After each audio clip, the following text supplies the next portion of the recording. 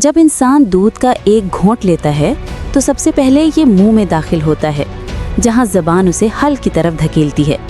दूध चूंकि माया होता है, इसलिए ये सीधा खुराक की नाली में बहने लगता है।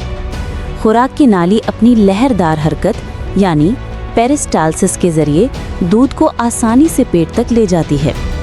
मैदे में पहुंचकर दूध तेज़ाब और एंजाइम से टूटने लगता है। मैदा इसे अच्छी तरह मिक्स करता है और नरम गाढ़ी शक्ल में तब्दील कर देता है। इसके बाद ये छोटी आंत में दाखिल होता है, जहां जिगर और लबलबा मज़ीद एंजाइम्स शामिल करके हाजमे को मुकम्मल करते हैं। छोटी आंत के अंदर मौजूद विली दूध के अहम ग़िज़ाई अज्जा जैसे कैल्शियम, प्रोटीन और विटामिन्स खून में शामिल कर देते हैं। जो हिस्सा जिस्म के काम का नहीं होता वो बड़ी आंत में जाता है, जहां पानी जज्ब होकर ये फजले की शक्ल इख्तियार कर लेता है। आखिर में ये जिस्म से बाहर खारिज हो जाता है।